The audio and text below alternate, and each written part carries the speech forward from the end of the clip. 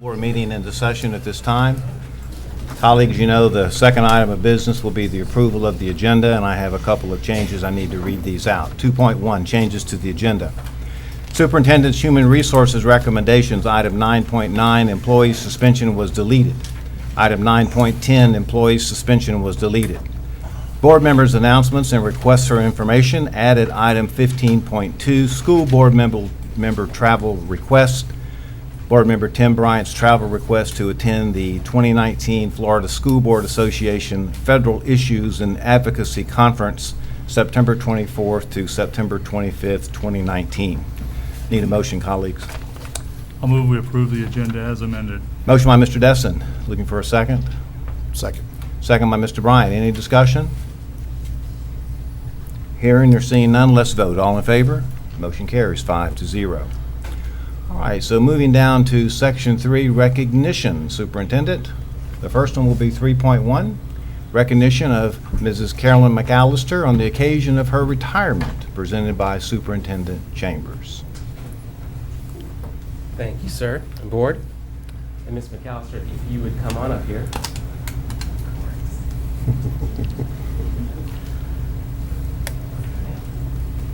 Okay. All righty. So first of all, I would just like to say, so many of us, not only do we know Ms. McAllister, but we've known Mrs. McAllister for a long time. And I think if we turn around, you'll see that there are people here who are here to support Mrs. McAllister.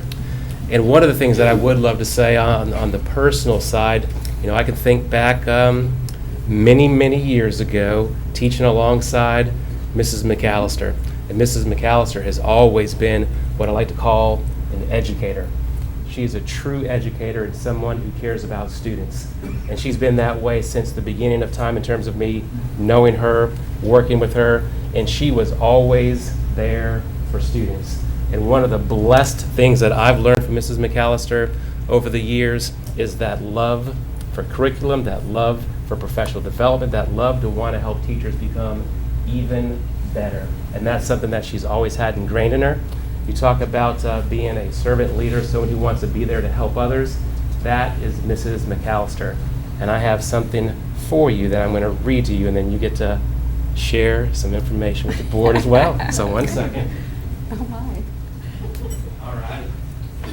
And this is for you, and it says, in grateful recognition of the dedication, achievements, and leadership of Carolyn McAllister, admired and respected for 27 years of distinguished service to Okaloosa schools, and we thank you for all that you've done and even what you will continue to do. Thank you. So thank you. So there you go. Oh, that's great.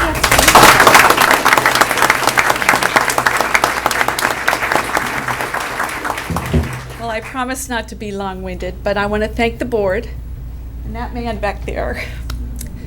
I wasn't going to get emotional, but I've been able to do what I've loved to do since I was in second grade. I taught all the neighborhood kids, whether they wanted to learn or not, and it just stuck with me. I loved my job. I was blessed. The best educators out here, support staff, and I was surprised tonight that they all came. If you'll stand up for just a second. Thank you. Made my night. So, I am enjoying retirement. I'm loving it. I miss the relationships. I miss the kids more than anything. And we were in Oregon all summer, and I'd watch all the little children. I watched my granddaughter get ready for kindergarten. And she was so excited and so ready. And when her parents walked her to school, she said, "I wish I was 3 so I could go back home," and started to cry. So it doesn't, I think she picked up some of my genes in that light, but it's been a wonderful ride. I loved every minute of it, and I do miss the things that are important, but I don't miss the hassles anymore. So anyway, if anybody comes to Oregon, we love to go out there. That's where family is. This is still always our home, but you're always welcome. Thank you very much. Thank you, Mark.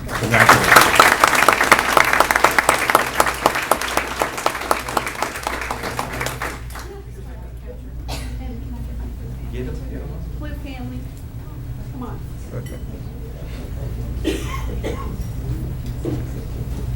That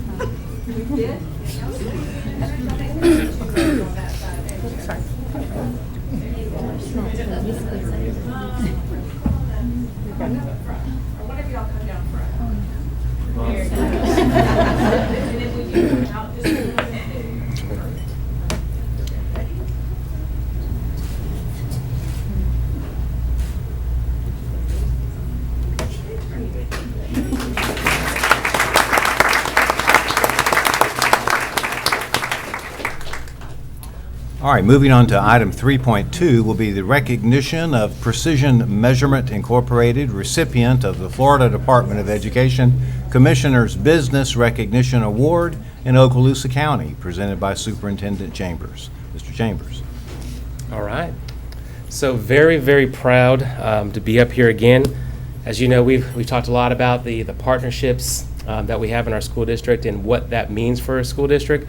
So when you have business partnerships that make a difference in what we do each and every day, that is something that I know that each and every one of us are extremely proud of. And just reiterating a little bit of what Dr. White just said, this award, the Commissioner's Business Recognition Awards, are given annually to highlight successful partnerships between members of the business community and local school districts for the benefit of Florida students. And I'm going to read a little bit about what Mr. Haynes does for us in Okaloosa County, but first I'd like him to come up and kind of stand side by side as we read this, and then we will recognize him. First of all, thank you very much. Appreciate it. Thank you. So Mr. Haynes of Precision Measurement, Inc. has been a catalyst to the success of the Career and Technical Education Department's Advisory Committee. Mr. Haynes serves on the leadership team as the industry advocate and leads the Professional Development Subcommittee to create meaningful, real-world professional development opportunities for our educators. Mr. Haynes also works with educators to create classroom projects that allow students to use their critical thinking skills and depth of knowledge to solve actual industry problems. The Okaloosa County School District's Career and Technical Education Department is extremely grateful for this model of partnership between our school district and Precision Measurement, Inc. And I have something for you. And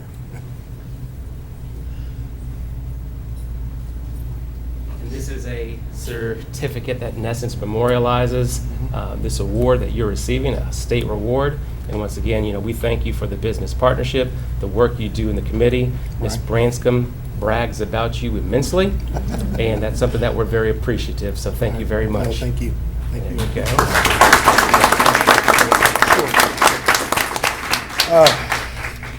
So, not long ago, I started working with Techman Group. I'm the co-chair for that group. And we got introduced to April and David, and they wanted some help working with the K through high school, thoughts on getting them more prepared to come into industry. And we're not talking just electronics. It could be house building or automotive work or whatever. It has really changed my whole view on everything. Right now, we're working with some projects where we're going to try and change some contracting. Governor's going to be involved, most likely. Senators, whatnot, are going to be involved. And in that discussion, we talked about the high schools, because the technology gap right now is only growing. And so what I'm trying to do is give the kids that chance to look at what's available out there, and they can see, what their math skills are really going to be used for. They can see what the learning and education that you're providing, how it's going to help them in the future. So I'm excited. I'm excited about that. I'm excited about the projects he mentioned. That'll be real world projects. These kids will be able to work on projects. So again, thank you. And I look forward to this year, seeing, what more we can do working with the kids. Awesome. So thank you. Oops, sir. Thank you.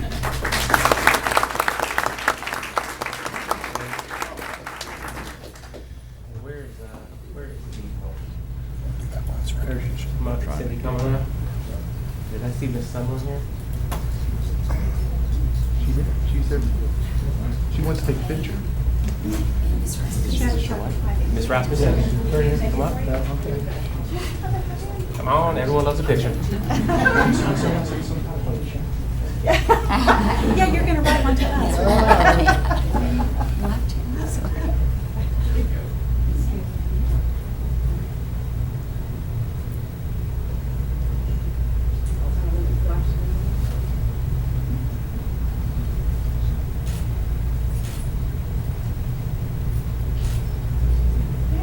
Thank you very much.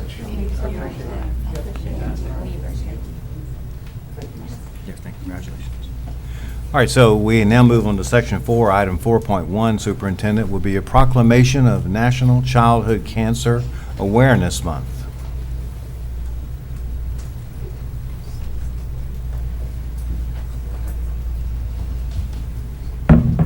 You mind if I'm going to look at one thing really quickly? Sure.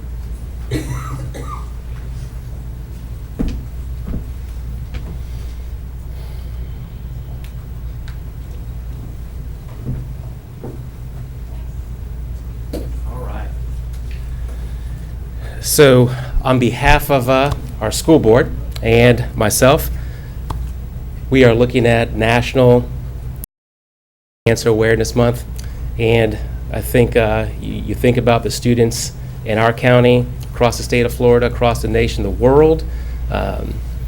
Cancer is something that has touched the vast majority of everyone in this room, and when it touches a child, I think that's something that can pull at everyone's heartstrings. And the work that's being done, obviously with cancer research, and especially with childhood cancer research, is something that I think that we can all get behind and would love to see an eventual cure to cancer altogether, and would love to see children never afflicted with this disease. And so we do have a proclamation. And those individuals who are here with the Childhood Cancer Awareness Month, if you would please come forward.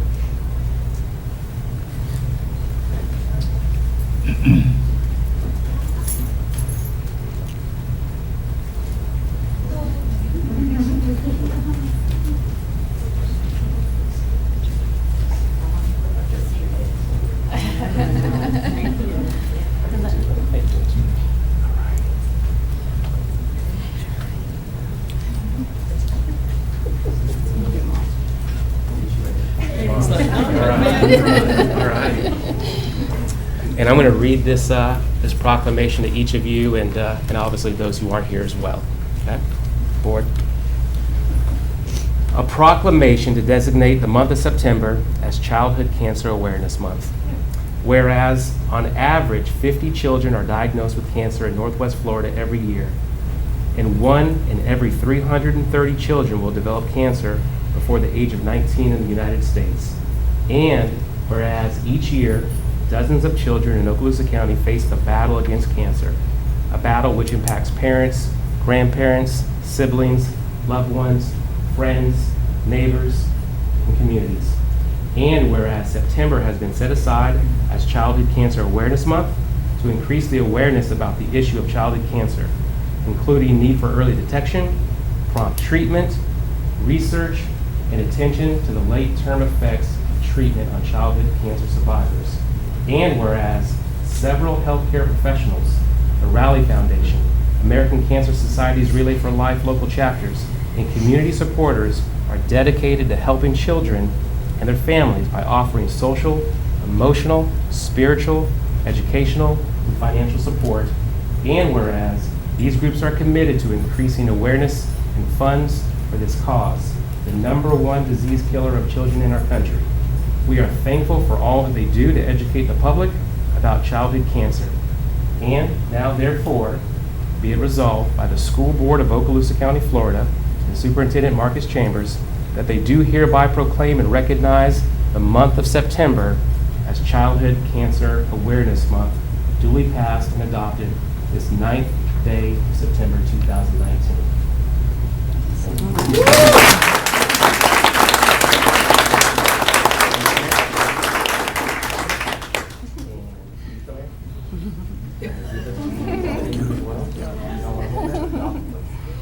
You can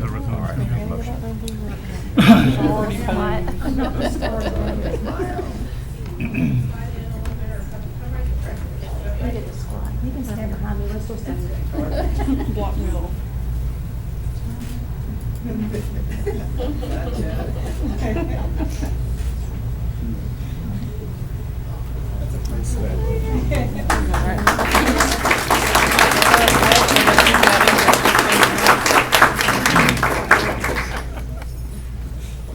It's just a formality, I think, I'm sure, but we need to adopt this resolution, so I'm looking for a motion. So moved. Motion by Second. Mr. Bryant, second by Mr. Destin. Any discussion?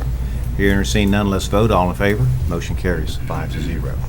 All right, we do have an administrative appointment, and that will be Section 5, 5.1, and that is the appointment of Assistant Principal 2 for Bruner Middle School, recommended by Superintendent Chambers. Mr. Chambers. Dr. White, members of the board, I bring to you Ms. Rosie Kahn. Ms. Kahn accepted her first teaching position in Okaloosa County in 1995 after receiving her elementary education degree from the University of West Florida. Shortly thereafter, the military shipped her family to Okinawa, Japan. She immediately accepted a position at a Dodd school. Over the next few years, she taught various grade levels at several school districts around the world. Once her husband was close to hanging up his uniform, they moved back to Okaloosa County in 2002, where she accepted a teaching position at Florosa Elementary. She has enjoyed being a part of the Florosa family for 17 years. In 2013, Ms. Kahn accepted the Title I math position at Florosa and quickly created Florosa's math lab. Ms. Kahn's program was instrumental in moving Florosa to academic success. She receives the most joy when she is teaching math, analyzing data, and teaching teachers how to teach. Throughout her career, Ms. Kahn has held many leadership roles. In 2018, Ms. Kahn earned her master's degree in educational leadership from the University of West Florida. With approval, she is honored to become a school administrator at Bruner Middle School, where she can serve and help lead the Spartans to success. Ms. Kahn married her high school sweetheart, Ben, in 1983. They are proud parents of 3 grown children, Kevin, Jason, and Angela. When Ms. Kahn stepped into her classroom for the first time 24 years ago, she knew she had stepped into her purpose, being an educator and making a positive difference in the lives of our future leaders. Very good. Chairman, I'd like to make a motion to approve. Yes, sir. Motion by Mr. Destin, I'll second. second by Dr. Kelly. Any discussion? Seeing none, let's vote. All in favor? Motion carries 5-0. Superintendent?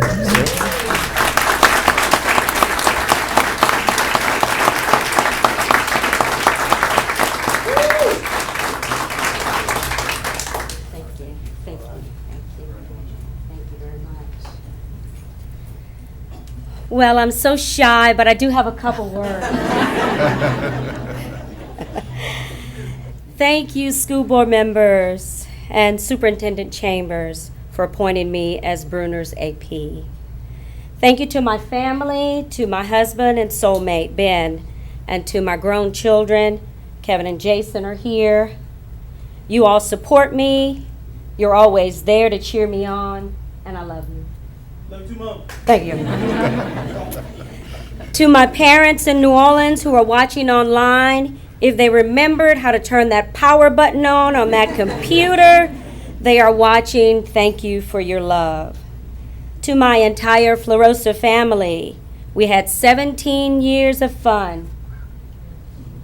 I'm grateful for the friendships and for the students we collaboratively impacted.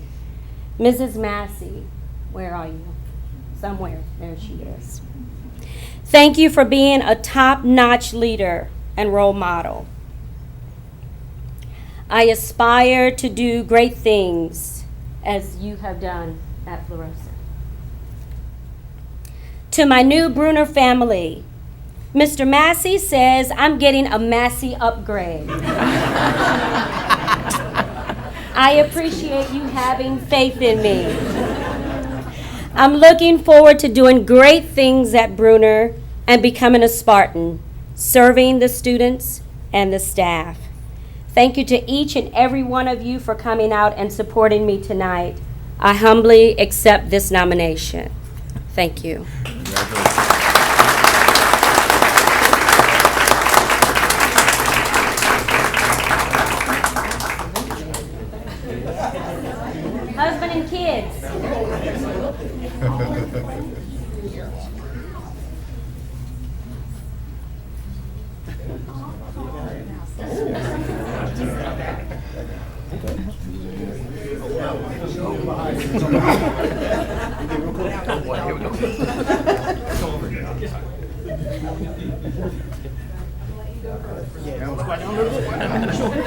Hurry up, take a picture.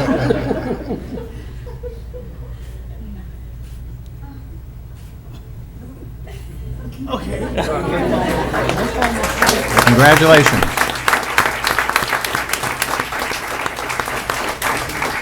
All right, folks, I'll grant a 2-minute recess, and as soon as that's over, we're going to start conducting some public hearings.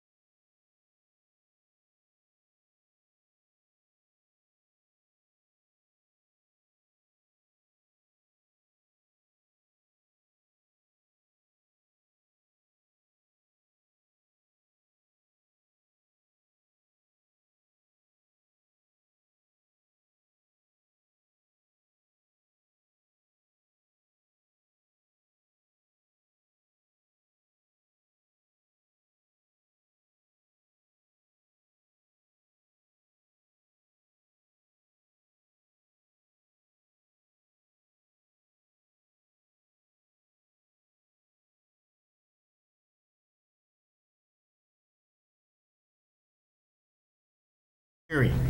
And so the public hearing will begin each item. We'll have to vote on each item separately and provide an opportunity for public input along with each item. So starting with 17.1, required local effort millage rate. Mr. McInnes. Required local effort millage rate, 3.9570 mils. All right, is there anyone here wishing to speak to this item tonight? Seeing none, I need a motion. I'll move we approve. Motion by Mr. Destin, Second. second by Mr. Bryant. Any discussion? Seeing none, let's vote. All in favor? Motion carries 5-0. All right, 17.2, prior period funding adjustment, millage rate. Prior period funding adjustment millage rate, 0.0010 mils. Need a motion? So moved.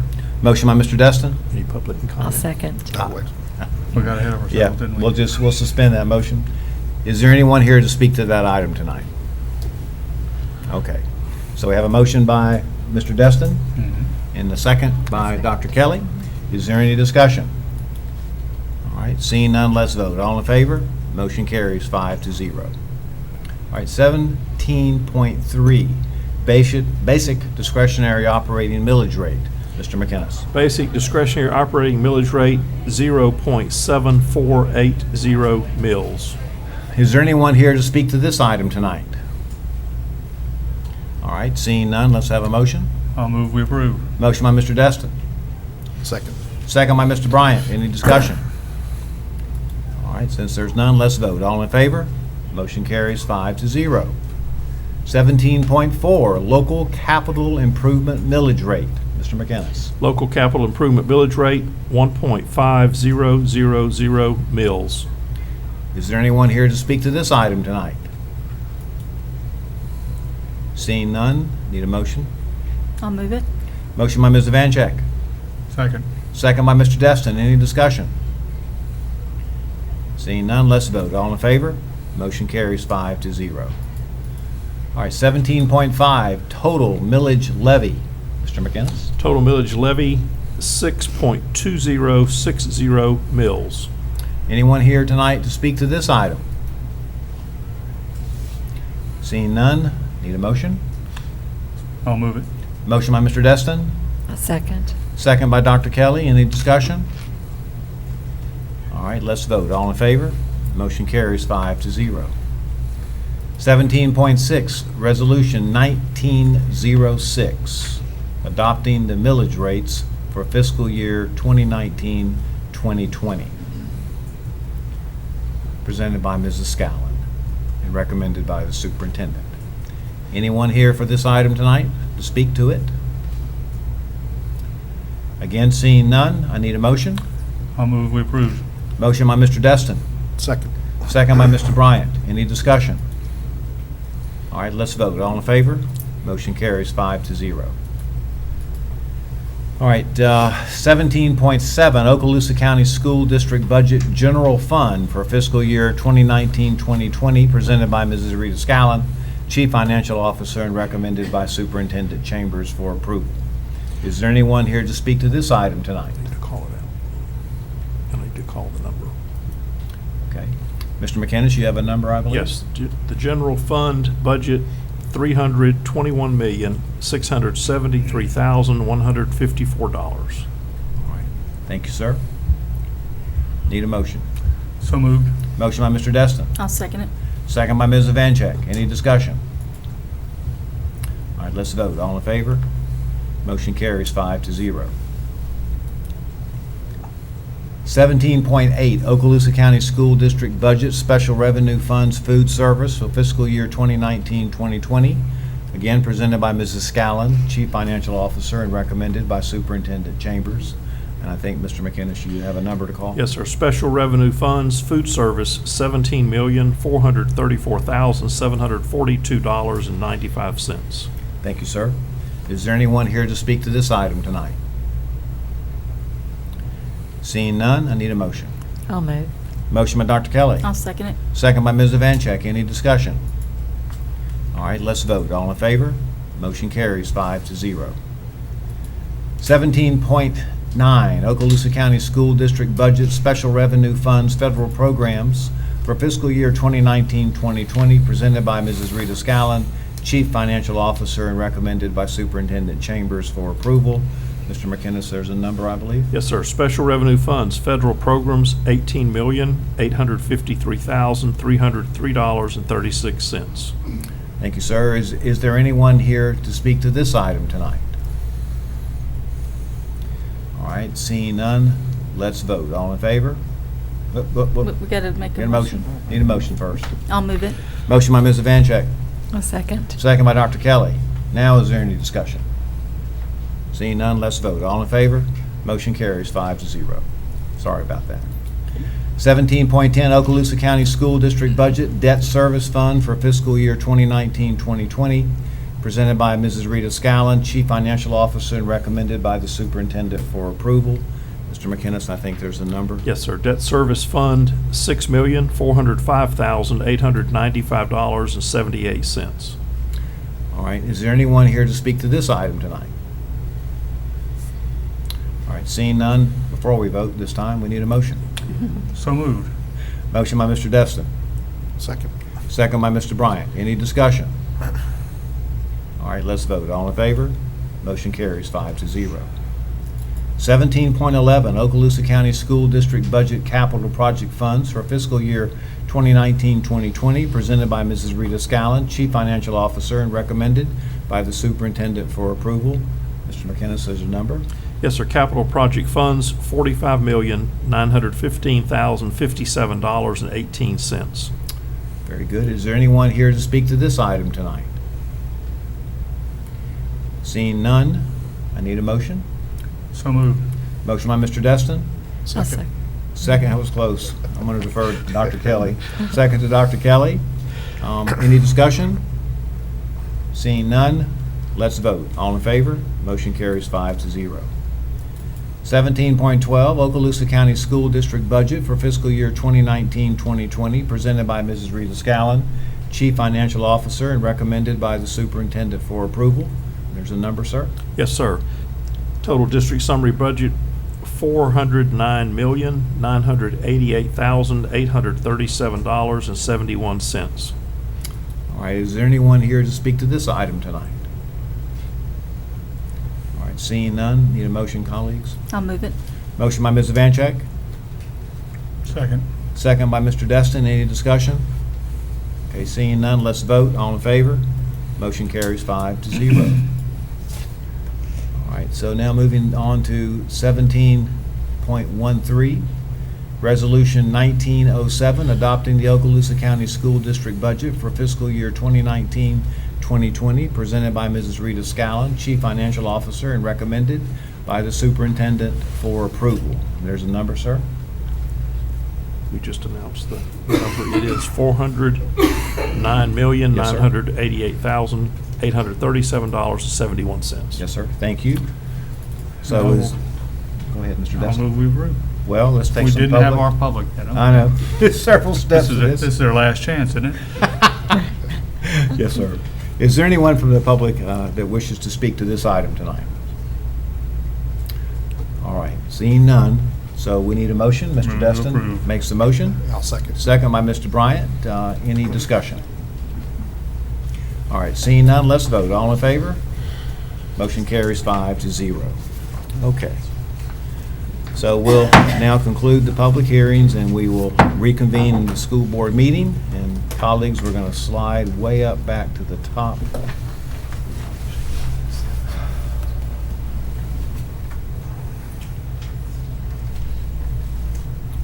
And we now are in section 6, public comment.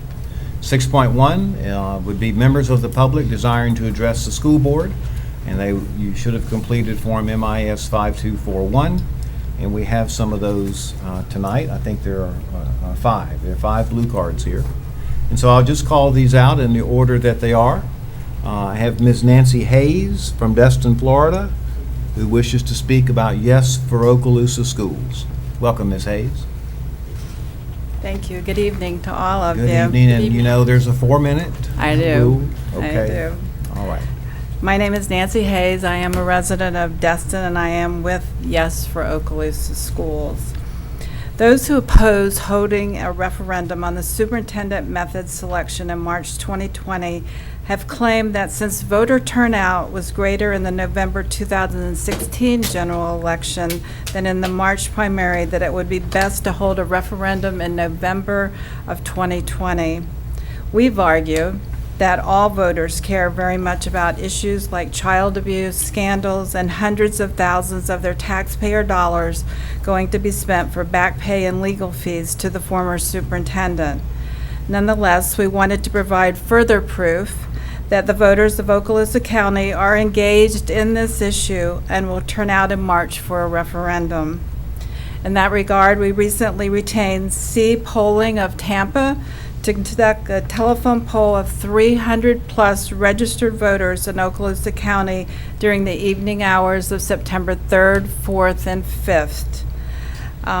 A little extra here that happened this morning is we were made aware that someone else conducted a robo-type push poll over the past weekend, which shared a lot of negative statements about the current administration. And if you're familiar with push polls, you know that these are often used by candidates who want to convey a negative message about another candidate, and it's disguised as a poll.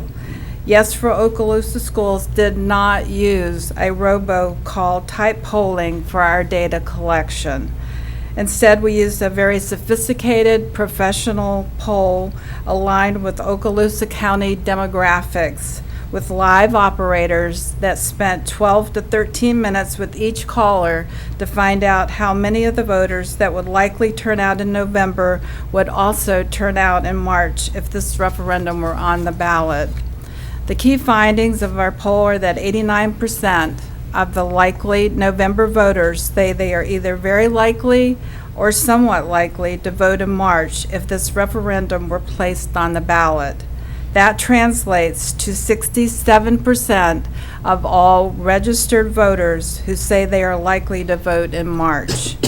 If you recall from our July 18 workshop presentation, only 61% of registered voters in Okaloosa County voted on all the down ballot races in November of 2016. So the poll data indicates turnout will exceed 67%, and it appears that Okaloosa voters are ready to make a decision about this matter. Another question we asked was how closely these likely voters are following the story about Governor DeSantis reinstating the former superintendent so she could resign. 59% of likely November voters answered they are following the story very or somewhat closely. A clear majority of voters are interested. In addition, we asked people how urgent they felt it was for the referendum to be on the March ballot. Astonishingly, 67% of likely November voters say they felt it was either very or somewhat urgent to vote on this issue now. As you're well aware, we've done much research and brought fact after fact to you to address your many questions and concerns. This polling data confirms what we've been saying all along, that the voters of Okaloosa County do in fact want to decide this issue sooner, not later. They want to go to the polls in March 2020 and make the decision for themselves. I'd like to thank you for your continued effort to make the Okaloosa schools a great place for our district. Thank you, Ms. Hayes. That's been 4 minutes. Okay. Questions? Let me turn it over to my colleagues in the event that they have questions or comments. Anything? All right, well, I have something. Are you going to make this polling data available to the school board? You Yeah. have something there? I'd like to offer you, these are copies of the memo we received this morning from the pollster in Tampa, and it goes into a little more detail about the demographics and how they made the calls and exactly how they chose the people they were calling. So I would like to offer you Sure. copies. Would you hand it to the secretary, please? There's a copy there for each of you. Thank you, Ms. Hayes. All right, so that answers that.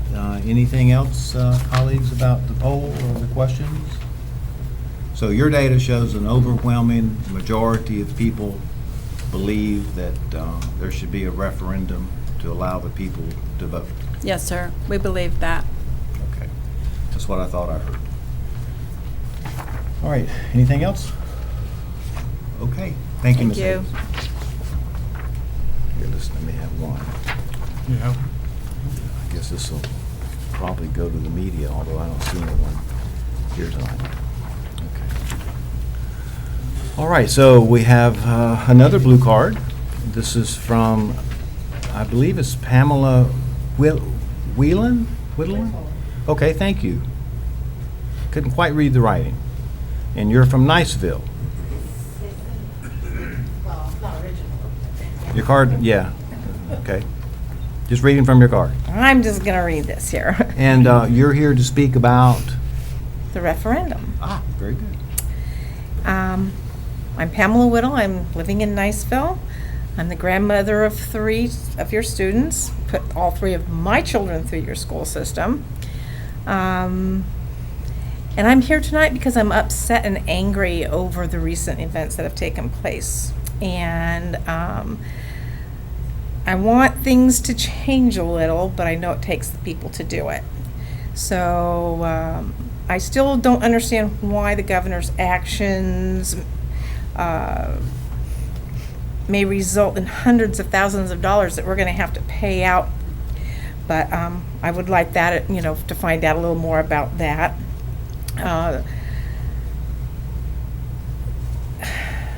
I feel like politics are running the school instead of educators and people who really care.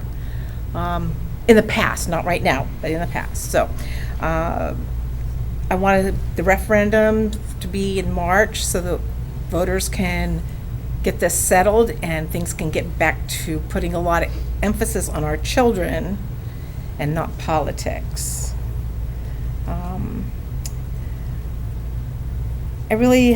I just want somebody who cares, and can get this settled.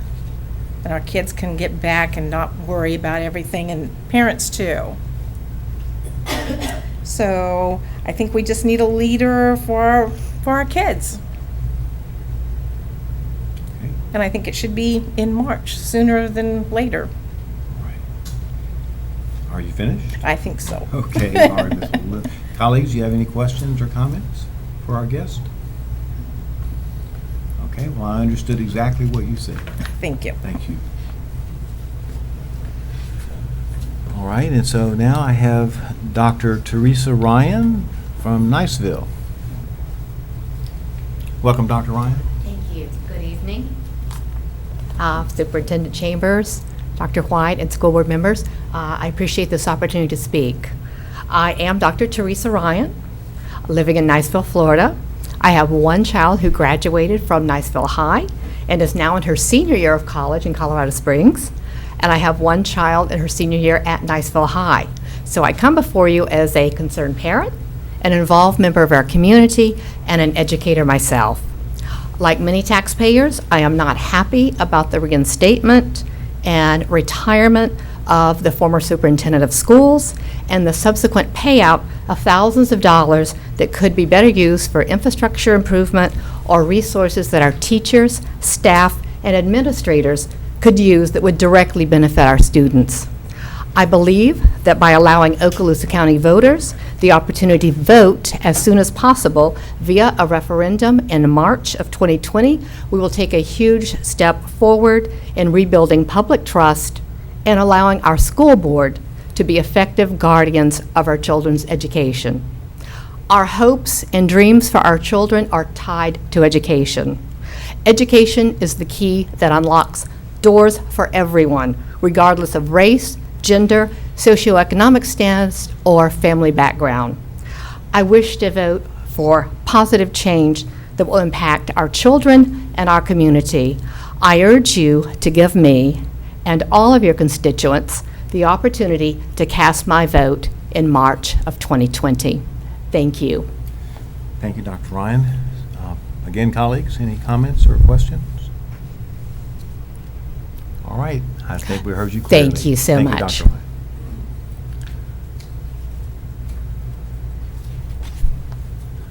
All right, and so I next have Ms. Sharon Horvath.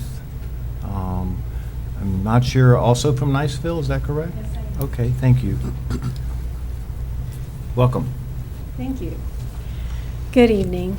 My name is Sharon Horvath, and I'm from Niceville, Florida. I live at Blue Water Bay. I'm also with Yes for Okaloosa Schools, and you'll probably find out why in a few minutes. I am completely devastated by the recent arrest of Evelyn Fields. We knew her as Miss Cookie. She was my son's ESC bus driver for several years. Our first issue we had with Miss Cookie was when Ben reported that she was punching him in the chest. Of course, my husband and I made an appointment at Silver Sands with the principal, Mr. Boutwell, and Miss Cookie and the bus people, and everybody was there. Miss Cookie denied any of it. We asked about cameras, and there were no operating cameras on the bus. I will tell you, I believe with all my heart, if there were operating cameras, she would have been already out of Okaloosa Schools. It was devastating. We went on to do the best we could. We had lots of issues with her, but finally, she, on the way home, I had to call the bus people, and I said, "Don't send her back to my house," because my son was in the room crying because she told him that she was going to throw him off the Rocky Bayou Bridge on his way home in 2009. Ms. Horvath, I'm going to just interrupt you for a moment, and I have a couple of questions. If I understand the case correctly, I believe, is this case currently under investigation by the Sheriff's Department? That's correct. All right. And And of course, I know you understand what that means is we can't comment on any of that. Have you had an opportunity to speak with the superintendent about this matter in particular? I haven't spoken with you at all, Mr. Chambers, but I do want to thank you for acting quickly and swiftly. Yes, ma'am. Well, I guess I guess I would urge a little caution, perhaps, in discussing this matter on your part in this public forum. Just because of my own recent experiences in working with all the various legalities and attorneys from both sides. So, but anyway, Yes, sir. please go ahead and continue. It was devastating. That's why I I understand. have to say that I wish I could have done more for my son. I wanted him to have a voice. And again, thank you for acting swiftly. I think you've saved many children from more abuse. I also believe the safety of our students, our children, should be our most important concern. Appointing or hiring a highly qualified superintendent with no political agenda will eliminate any outside influence on their decisions when it comes to making decisions for our students. I've heard an argument from folks that they just don't want to give up their right to vote. However, recently we've only had two people to choose from anyway. And what if none of them were really qualified? They just had political ambition and just the financial backing to run. I mean, does that really make them the best superintendent? And right now, we only have one person who is committed to run. If that person is unopposed, then he will be the superintendent of schools. And I ask all the people who want to vote, guess what? You won't get to cast a vote. He will be the superintendent. I don't think this is the best way to choose our superintendent of schools. A referendum in the March 2020 ballot will guarantee the voters the opportunity to change the way our superintendent is selected before a politician is running our schools again. Thank you. Thank you, Ms. Horvath. And I know that you'll hopefully be able to speak to Superintendent Chambers about I would love about to. your Thank you. situation. Absolutely. As I was certainly unfamiliar with that. All right, colleagues, do you have any questions or comments for Ms. Horvath? Anything? All right, thank you, ma'am. All right, so the last one I have is Ricky Pierce from Windward Way. And Mr. Pierce, welcome, and you want to speak about the superintendent and a referendum also. Yes, thank you. Good evening, and thank you for allowing me to take a few minutes of your time. The subject I'm obviously addressing is how we choose our superintendent, whether by citizens' vote or by appointment. Allowing a referendum on the March 2020 ballot gives the citizens the opportunity to choose our superintendent as chosen in the next election cycle, which is important, the next election cycle. Delaying the vote is actually delaying the democratic process to happen for another 4 more years. And we would not be allowed to decide for ourselves whether we want it one way or the other, because it's going to be on the same ballot. Our citizens deserve the right to decide prior to the November 2020 ballot. If not, it has the effect of subjecting our citizens, our parents, and most importantly, our children to the same system that many do not want. I urge you, as our democratically elected officials, to allow the voters to decide for themselves in a referendum prior to the next superintendent election. Regardless of how I may feel or you may feel, I urge you to let the voters decide. I urge you to approve or to put forth and approve a motion tonight to place this issue on the ballot for March of 2020.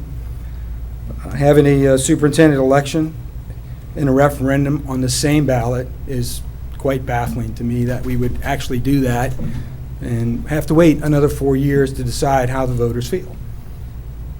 It's sure to confuse the voters in November of 2020 election, I'm sure of that. It would also have no effect for years to come if the voters decide a change is desired. So I'm asking you, as a citizen of this county with a child in this county as well in the school system, to put forth a motion and pass a motion to let the voters decide how we choose our superintendent and how that appointment is done. Thank you for your time. All right, thank you, sir. Any comments or questions, colleagues? All right, I guess just a couple of things that I have. I was unable to attend a school board meeting in which this matter was discussed by the school board, and I guess there actually was a vote, and the vote was, I think, was it 2-2 if I remember. And then I placed this particular item on the agenda, and then subsequently withdrew that item because on that particular evening we had a lengthy agenda and included some items that were and have been and will probably always be very controversial. So I guess kind of what any board member can put this item on the agenda by law. And anyone can do that. And I guess what I'm kind of interested in from my colleagues is there any sentiment for this item to be placed on the agenda?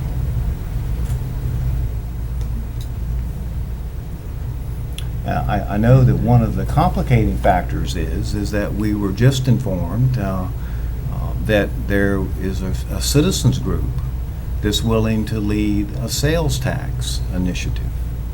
And I didn't know how my colleagues might feel about trying to have two referendums and an issue associated with trying to fund some of the infrastructure in the county, and then in terms of a referendum as well at the same time concerning an appointed or an elected superintendent. So I haven't placed the item on the agenda. I can do so. But before I do that, I thought that I'd be interested in hearing from my colleagues on the board what they think about putting the item on the agenda. I don't mind being the first to comment. As you know, I've said all along that I just don't think the timing is right now for this item. Not that it wouldn't ever be, but right now. And I've said also, I did not know for sure, but I had a feeling, because we've had so much publicity towards our aging facilities, that maybe someone in the community would have interest in leading a sales tax initiative. And it does seem that there is this group. I've had several come to me with a willingness to come forward and help us with that. So my belief is that we need to put our energy towards one referendum this time, and hopefully it could be with support of your group and every group out there, because we all understand that we have no other way right now to fund the egregious aging facility needs that we have. And particularly with some of the new mandates with safety that we all want to do anyway, we've funneled some of those funds that would have been put towards construction and facilities towards that manner. And with all of those things coming before us as burdens financially to this district, and understanding that our teachers have worked so hard to keep us an A, and our district level and school level leaders, we maintain that A regardless of the surroundings that they lead and serve in. I think our students deserve it. I think our teachers deserve it. I think our parents deserve a sales tax that would help every school and the learning environment for everyone in this district. So to me, that outweighs the need for us to divert energy right now in this moment towards a referendum. I understand you. I hear what you're saying. I appreciate some elements of your arguments. But for me, as the board member sitting here right now at this juncture in history, I cannot stand to visit our schools, and I do so weekly, and hear the needs that our administrators are asking for, and many times more than anything any of the board members could pool our monies together and help one school. Our schools are just really in dire need, and my belief is that we need to unite all of our energy and efforts to one referendum, and that it be the sales tax. Thank you, Dr. Kelly. Anything else? Yes. Ms. Vancha? Yes. I know, I was the one who put that motion out several weeks ago where the vote went 2-2. I think there, there's two things, whether we have a referendum at all and when do we do it. I do think that timing is a real concern. And since that time that I made that motion, I've looked into this much more and done a lot more research. My concern is that if the referendum were to go on the March ballot and pass, then the time from that passing to when we would need to have a new superintendent in place would, all the things that we'd have to do, that, I hate to say the word burden, but the responsibility would fall on this board. Something that Okaloosa County School Board has not done, at least not in modern times. That is a whole new venture that we would have to take on, that we have not really looked at as a board at all, and trying to look at how we would do that and take that on. And I mean, this is a major systemic change that we'd have to move quickly on. If we put the referendum in November and continue with the election process for 2020, with that being on there, then that would give us some time, if it were to pass then, to do our homework and figure out, how we handle this. I also agree, too, with Dr. Kelly that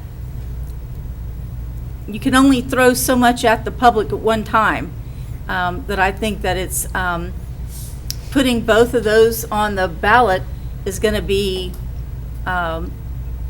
maybe burdensome for the voters, regardless of when it is, and it'd be in the same year. And of the two, I mean, I agree with her sentiments. We are in a desperate situation when it comes to needing the resources for our infrastructure. I mean, I think everybody just saw that got a little taste of that with the Etheridge Stadium situation. So it's a challenging decision as to what we need to do. It's hard to know the exact one answer. I appreciate the passion of the group and the citizens who've come before us, but trying to make that decision is something that this board is going to have to really look at to do. So, of course, I'm open to what my colleagues have to say about it. All right, thank you, Ms. Evancho. Chairman White, may I address that issue? Yes, sir. First of all, if we have a referendum in March of 2020 and the voters decide not to have an elected official, there would be no election in November. So you would have plenty of time, I would think, at that point to move forward, come up with a system, as other school boards have in the state of Florida, to come forward with that system of how it would work. But not that quickly. Well, Like you don't Escambia have to do it County that did it quickly. I'm in sorry. a couple of years, yeah. Yeah, I'm sorry, I didn't mean to interrupt you. That's okay. I apologize. I don't believe that you would have to act quickly. What I'm trying to say is that if we don't have a referendum in March of 2020, Yes. we are definitely going to have an election, and we are going to be stuck with an elected official, whether we want them or not. And it's independent of how I feel or how you feel, it's how the rest of the citizens feel. So I believe it's imperative that we put that on the ballot, let the citizens choose. And then you have a year or more. I mean, March of 2020, you don't have an election of November 2020, which also doesn't put any pressure on their state tax issue, the sales tax issue. It's a separate and distinct issue, separate from sales tax. And you would have that time to figure out from other school board or other county school boards what the best practices are and how to put those best practices in effect here in Okaloosa County. All right, Mr. So we have a system that can hold the school board superintendent accountable. Not that I believe that you've done a bad job, Mr. Chambers. I think you've done a wonderful job. However, we have had problems in the past that we're all aware of, and we know the monies that are being poured out. So I think it's imperative that we change the system before we run across this roadblock and is stumbling again. All right. Let me go ahead and give my other colleagues an opportunity to respond to my question if they wish. Yeah, certainly they don't have to, because you don't have to, because it's not on the agenda. but it might be. I mean, I'll just go ahead and just put it out there. I just feel like that our school district has performed at A levels for many, many, many, many, many, many years.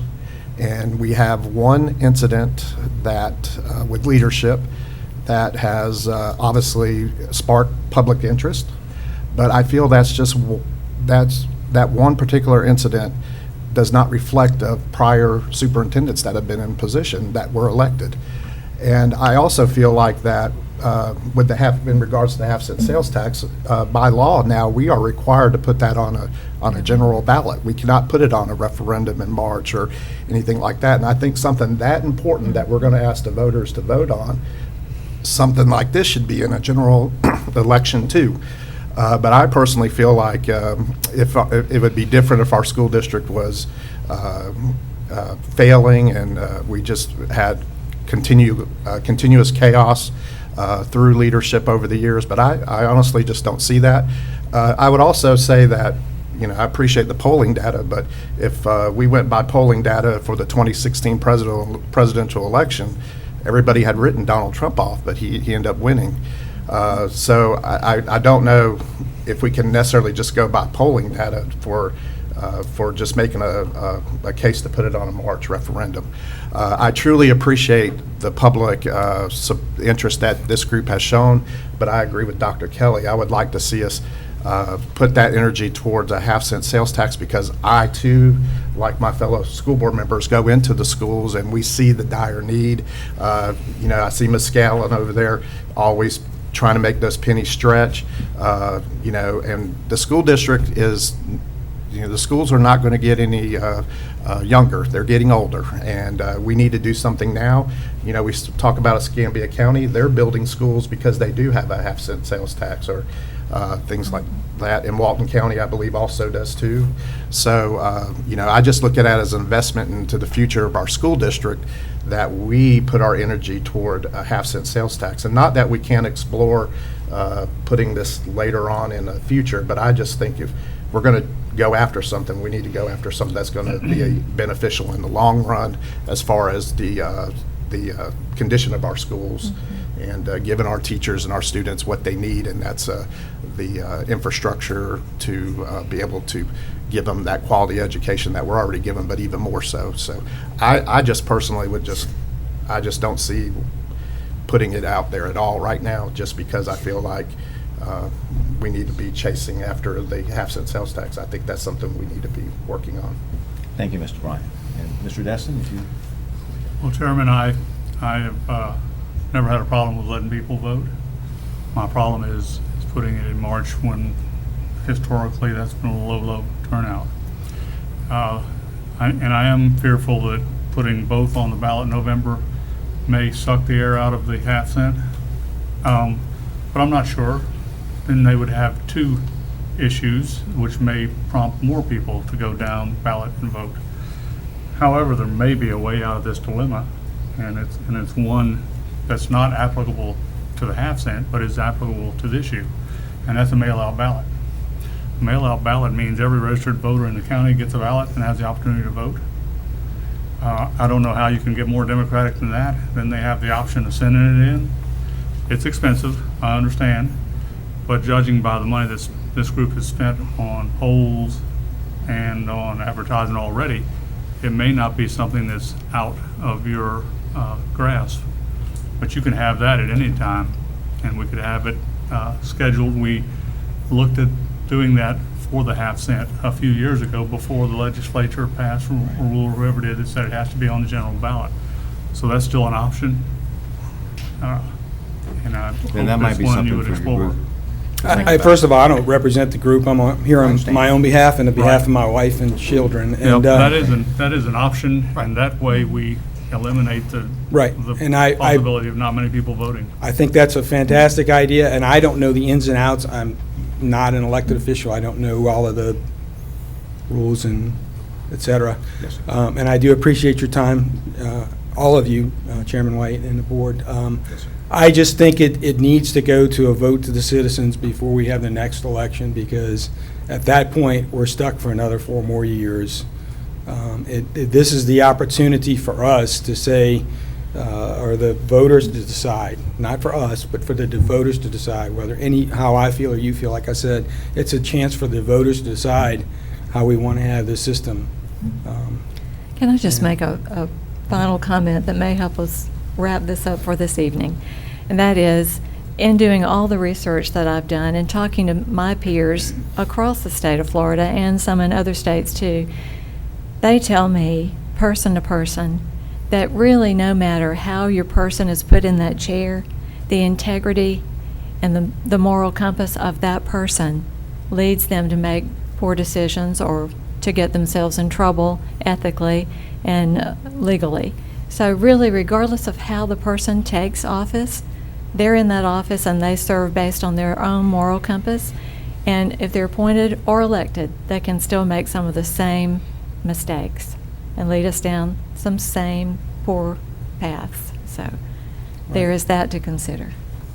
All right, so and let me just kind of wrap up and say that I sort of have gotten an indication from my peers what would likely happen to that item should it be placed back on the agenda. Did you hear what I heard tonight? I'm not sure, actually. I mean, I think I got a couple of mixed opinions, and I'm not sure where you are, so I know there's two dissenting, obviously. I'm pretty sure I got it. There wouldn't be a second. Okay. To such a motion. And that might change at a later date. Right. I mean, my colleagues one of them may choose to place it on the agenda. Okay. But I really think that what I heard tonight from my colleagues, and what I think you heard too, is some concern about having two referendum out there. One for a sales tax, and then another for an elected or an appointed superintendent. Mm-hmm. And I guess superintendent, at some juncture, maybe the folks that are planning to help us lead or work on the sales tax initiative will come forth, and maybe they'll have some thoughts about what their thoughts are regarding two referendums or just one, because I'd like to hear that from them as well. All right, so thank you, Mr. Pierce. Thank you very much, Yes, sir. Chairman. Thank you. Yes, sir. Anything else, colleagues, on this one? Okay. Okey-doke. Okay, so let's move on now, and we'll head into committee and staff reports. 7.1, in-county travel paid for the period of August the 8th through the 21st, 2019, presented by Mrs. Rita Scallon, Chief Financial Officer. 7.2, out-of-county travel paid for the period of August the 8th, 21st, 2019, by Mrs. Rita Scallon, Chief Financial Officer. And then 7.3, Superintendent's Annual Financial Report and for the year ended June 30, 2019, presented by Mrs. Scallon, and again, no action is required here. And then 7.4, updates to the Okaloosa County School Health Services Manual, presented by Mrs. Terry Schroeder, Student Services, and we're also showing this as an information and no action item. All right, so moving on now to consent agenda. 8.1 will be the approval of the consent agenda. Looking for a motion. So moved. Motion by Mr. Bryant. Second. Second by Mr. Destin. Any discussion? Seeing none, let's vote. All in favor? Motion carries 5-0. All right, so let's slide on down now, if you will, to Section 9, Superintendent's Human Resources Recommendations. 9.1, Employees on Administrative Leave, presented by Dr. Lee Hale, Assistant Superintendent, Human Resources. That item is for information. 9.2, Deferred Retirement Option Program Drop, presented by Dr. Lee Hale, Assistant Superintendent, Human Resources. Again, that's for information. 9.3, this is an action item. Cleared certification requirements and issuance of contracts for the 2019-2020 school year, presented by Mrs. Karen Peak, Program Director, Professional Services, and recommended by the Superintendent for approval. I need a motion, friends. I'll move we approve 9.3. Thank you, Mr. Destin. second Motion by Mr. Destin and a second by Ms. Vancheck. Any discussion? Seeing none, let's vote. All in favor? Motion carries 5-0. 9.4, out-of-field report for the 2019-2020 school year, presented by Ms. Karen Peak, Program Director, professional services and recommended by the superintendent for approval. This is an action item, so we need a motion. I'll move it. Motion by Dr. Kelly, I'll second it. second by Ms. Evancheck. Any discussion? Seeing none, let's vote. All in favor? Motion carries 5-0. 9.5, employment separations, presented by Dr. Lee Hale, Assistant Superintendent, Human Resources, and recommended by the superintendent for approval. We need a motion to approve the employee separations. So moved. I'll Motion by second. Mr. Destin, second by Dr. Kelly. Any discussion? Seeing none, let's vote. All in favor? Motion carries 5-0. 9.6, employee transfers, presented by Dr. Lee Hale, Assistant Superintendent, Human Resources, and recommended by the superintendent for approval. Need a motion? I'll So move. moved. Motion by Mr. Destin, second by Dr. Kelly. Any discussion? Seeing none, let's vote. All in favor? Motion carries 5-0. 9.7, employee suspension, presented by Dr. Lee Hale, Assistant Superintendent, Human Resources, and recommended by the superintendent for approval. I'll move it. Motion by Ms. Evancheck, Second. second by Mr. Bryant. Any discussion? Seeing none, let's vote. All in favor? Motion carries 5-0. 9.8, employee suspension, presented by Dr. Lee Hale, Assistant Superintendent, Human Resources, and recommended by Superintendent Chambers for approval. Need a motion? Move we approve. Motion, Mr. Destin. I'll second. Second, Dr. Kelly. Any discussion? Get it done. Hearing none, let's vote. All in favor? Motion carries 5-0. 9.9, as we said earlier, was deleted. That was an employee suspension. 9.10, as we also said earlier, was deleted. That was an employee suspension. 9.11, reinstatement, reimbursement of sick leave due to line of duty illness, injury, medical examination, presented by Dr. Lee Hale, Assistant Superintendent, Human Resources, and recommended by the superintendent for approval. I'll Need a move we approve. motion by Mr. Destin, Second. second by Ms. Evancheck. Any discussion? All right, let's vote. All in favor? Motion carries 5-0. Then 9.12, leave without pay, presented by Dr. Lee Hale, Assistant Superintendent, Human Resources, and recommended by the superintendent for approval. Move we approve. Motion, Mr. Destin. I'll second. Second, Dr. Kelly. Any discussion? There's none, so let's vote. All in favor? Motion carries 5-0. No items on discussion agenda. Section 11, program status report. Mr. Destin, if you have something? I hope we all noticed that the stadium was open Friday night. I want to thank the staff and the contractors for getting that done. Yeah, it was awesome. We've also discussed at our meeting this morning kitchen renovations at Baker, Pryor. Okay. We're moving forward on our security work in a number of schools across the district. And some roofing projects that we're still trying to figure out how we're going to fix those, but we're making good progress on all fronts. Excellent. Well, thank you for that, Mr. Destin. Any questions or comments for Mr. Destin about any of that? All right, thank you, sir. All right, so Section 12, Information Technology, Seat Management, nothing there. Mr. Attorney, your business, sir. No report tonight. Thank you, sir. Superintendent, your business. Yes, sir. I do want to piggyback off of Mr. Destin's comments as it pertains to Etheridge Stadium. And we've talked a lot about this topic, and we've praised a number of individuals or companies for the work, but one of the two people I really haven't talked about so much in this whole process are two people that were integral.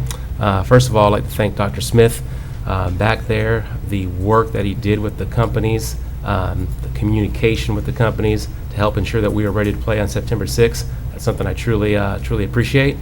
And then, of course, I think you know Mr. Horton was also very integral in that process as well. But those two, and especially the work of Dr. Smith and what he's done, that has been great. We've talked a lot about the work of the principals working together, and of course, Ms. Heck has been a trooper.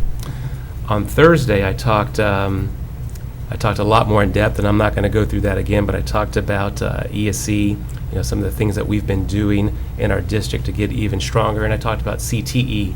One thing I do want to share with the board, one of the things that we will be exploring, the governor does have has funds out there in terms of CTE, and especially as it pertains to apprenticeships.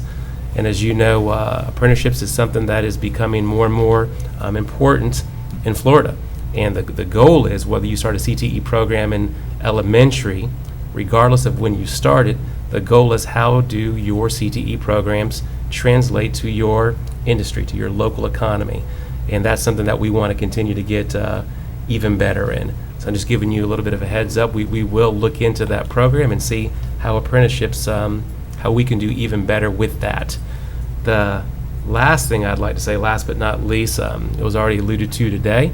As you know, this week will be the anniversary of 9/11, and you know a lot of our schools will be doing a lot of ceremonies for this day. And I too want to just thank our military, our firefighters, our police, all of those first responders out there for the work that they did not only back then, but the work that they continue to do today. And that's something that I know that we'll never forget. So thank you. All right, very good, Superintendent. All right, colleagues, we have board members' announcements, and then we have an item that we have to consider by law. That will be 15.2. So let's go ahead and do board members' information. Mr. Destin, do you have anything, sir? I don't have anything tonight, Chairman. Thank you very much. Well, you know, I do want to make one thank you. I believe we got our first Hurricane Dorian evacuee today, and I want to thank Mr. Horton for going above and beyond to try to solve problems so that child can go to school. Very good. Awesome. Thank you, sir. Mr. Bryant. Yes, excuse me. First of all, I'd just like to thank Superintendent Chambers again for recognizing the Childhood Cancer Awareness tonight. As you know, one of my constituents was here tonight with her daughter, and they were really spearheading that along with the other groups. So I thank you for taking time to meet with her and the rest of those folks that were instrumental in getting this done tonight. So thank you very much for that. Also, I'd just like to just talk about real quick, as you know, all of us school board members, we do get out and we visit, and we get to see a lot of the great things that are going on. We get to interact with the teachers. So I had an opportunity to go to the OTC, which is Okaloosa Technical College, the other day, and I met with Miss Beverly Wilson, and she has a program called We Grow, which is a unique learning experience for high school students with varying exceptionalities. In the program headed by Miss Wilson, which is located on the campus of the Okaloosa Technical College, students are introduced to real-life work skills. Some students get to spend time in some of the CTE programs along with classroom assistant, Miss Colley. Other students practice on campus, has students that practice on campus and the skills that they need to be employed. Ms. Wilson not only focuses on the hands-on, but she works on interview, timeliness, integrity, and all of the soft skills that employers seek in good employees. At the end of the year, students are awarded with certificates that list their skills and their levels from novice to expert. Right now, the Okaloosa County School District employs 7 of these students who were or enrolled in the program. So I would just like to give a shout out to Ms. Wilson and that great program that they have over there. And finally, I had the opportunity to stop at Wright Elementary the other day, and I was in passing talking to a parent who had a child that went there years ago, and they were talking about their kindergarten teacher, Miss Laura Steele. And lo and behold, Miss Steele is still at Wright, and I had the opportunity to go sit in her classroom for an hour. And I will just say, Mr. Chambers, again, I know we have great teachers throughout our school district, but I was really impressed with Miss Steele. And if you get a chance anybody gets a chance to meet any of our teachers like Miss Steele, I know you'll be impressed. She's teaching kindergarten and also teaching them Spanish. So they were really good counting to 10 in Spanish. So I think it's really good. And that's just some of the teachers that we have in the school district, not just Miss Steele, but we have many, many, many outstanding teachers who do this day in and day out. So, but it's always great to highlight a couple of teachers that are really standing out. So, very good. Thank you, Mr. Bryant. Dr. Kelly. Well, you just reminded me, Mr. Bryant, that as I was visiting schools last week and out and about in the community, one of the stops I made was at Davidson Middle School. And out on the rampway was a former student of mine who was a new employee at Davidson, Scott Robbins, whom I taught at Laurel Hill. Then I made my way to the robotic demonstration. I think I saw Mr. Chambers there from the new medical equipment at Crestview Medical Center. And lo and behold, the doctor who brought that equipment to the Crestview area was a former student at Richburg Middle School. Then it was junior high, Dr. Darren Mason. So it just always brightens my day when I see our former students, particularly when they were in my classroom or in my schools. It's really admirable that they come home and share their talents with us here. But I did want to make note of the fact that in addition to it being Childhood Cancer Awareness Month, this is also National Arts and Education Month, and of course, to me that's very important. I was also very involved in the arts, and to understand that sometimes it's the arts as much as or more than the academics that really attracts students and keeps them in our schools, which leads to September is also Attendance Awareness Month. And of course, we know that it's so important that we provide a niche for every student to fit in and to make them want to come to school and to learn and to be involved. So I thought those were two things important to note. But I'll end on another note. I hope many of you, like I, was watching the news this afternoon, and I'll give a shout out to another former Okaloosa student, Tommy Whidden, who's the son of our Okaloosa people here, Principal Paul Whidden and his wife Lynn, who this coach just helped Washington High School break its losing record. So we're proud again of another Okaloosa former student. That's all I have. Thank you, Dr. Kelly. Ms. Evanchik. Nothing tonight, thank you. All right, ma'am. All right, colleagues. Dr. so I White, do you mentioned mind if to I you- say one thing? Oh, I'm sorry. Yes, sir. No, I apologize and not saying this earlier. So I do want to just once again thank you for the proclamation of National Childhood Cancer Awareness Month. And I do realize that we can't necessarily bring every month forward of all the different pieces, heart health, all of these type of things are important. But I do want to take this time also, it was probably a month and a half or 2 months ago when this was brought to my attention, and Mr. Bryant did, he also brought this to my attention as well as a number of parents. So I do thank you very much for bringing this important issue forward, and I was very proud to partner with you to bring this proclamation forward. So thank you. Sure. All right, colleagues, as I mentioned, we have a kind of a unique first-time item 15.2. And this is an agenda item that will require a motion for school board member travel request, Mr. School Board Member Tim Bryant's travel request to attend the 2019 Florida School Board Association Federal Issues and Advocacy Conference, September 24th to September 25th, 2019. Mr. McInnes, I think this is a result of some statutory change, is that Statutory correct? changes, yes, sir. And before the board takes it up, as part of that statutory change, we need to offer the public an opportunity to comment on the request. That's right, yes, sir. So is there anyone from the public that would like to comment on item 15.2? It looks like maybe earlier tonight. All right, since there's none, is there a motion? I will move that we approve Mr. Bryant's request, and I'm just thrilled that he's willing to go, because those things are long and complicated. That's right, that's right. Get some good information, too. I'll second it. Second by Ms. Evanchik. All right, any discussion? One quick comment. I appreciate the fact that we're on the verge of approving this, but, just so the public knows that when we do most of our travel, it comes out of our pocket. We don't ask for reimbursement. So this is a once in a, it doesn't happen often. So just so the public does know that we are really good stewards of taxpayer dollars.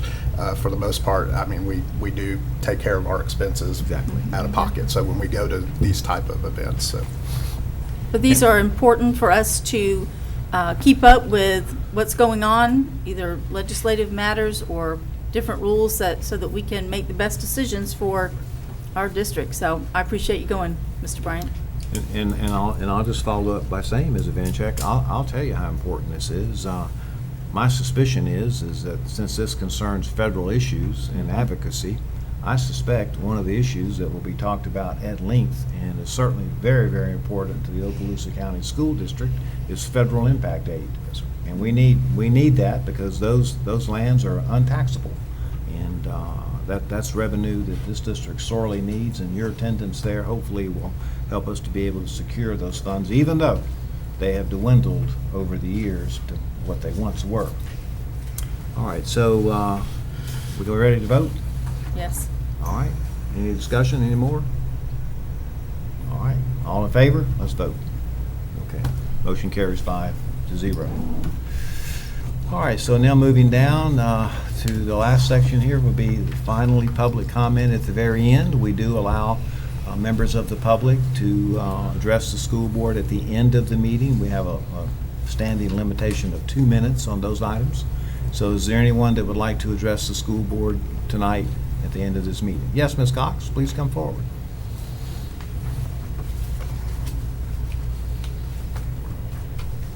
Welcome. Sherry Cox, 407 Spring Lane, Destin, Florida. I just wanted to thank you guys for pulling it all together. I know that it was a group effort, and especially you, Mr. Destin, for your efforts about Etheridge Stadium. I can't even tell you. I mean, as a mother of 3 children who go to schools all over Okaloosa County, let's just keep that short and sweet, that my children live in Destin, Florida, and we're so looking forward to those football games. I mean, they just love Etheridge Stadium. It's such a piece of our culture all the way across the county that we really, really appreciate and are indebted to you and the rest of you who have had any hand in that whatsoever. So that's all I had. Excellent. Thank you, Ms. Cox. All right, and there is one item that I just kind of wanted to make sure that we had a consensus of the board on regarding public comment. I think probably all of you have had a chance to see the blue cards that have some guidelines and procedures. And while it doesn't say so, I think, you know, we clearly favor public comment. I mean, we've actually increased the amount of public comment that we provide for, including the section on the agenda that we just added. But I guess what I'm looking for is some kind of consensus that a blue card is good for 4 minutes. In other words, there's one blue card per person, per meeting to speak for 4 minutes. That's kind of the way that I'm seeing it, but I wanted to make sure before we had that as a procedure that I had some concurrence on the board from my colleagues, and if we ever decide to amend or change the form, then we can add that on there. So is your thought that if somebody comes with one blue card, 4 minutes. 4 minutes, but they want to talk about several subjects, they have 4 minutes to talk about it in that one? That's kind of the way I see it. Okay, rather than, because I mean, how many blue cards can you fill out? Yeah, because Can you so fill out theoretically, they 15, could do several, 20, yeah. 30? I thought that was understood, but if it's not, I think we all support that, don't we? Just wanted to make sure. We have had a situation where a person filled out more than one blue card. Right. Yeah. So I wanted to make sure that we were on the same wavelength on that, and if there's ever any kind of legal issue associated with that, maybe going to your issue, then certainly we can let our attorney take a look at all that, okay? But I thought so, but you guys are colleagues and friends, and I just wanted to get your input on that first, okay? All right, so that takes us through all the items on the agenda. Mr. McInnes, is there anything you can think of we need to cover here? Superintendent, you and your staff are good? Yes, sir. Everything? Colleagues, you're all good? Yes. All right, this meeting is adjourned.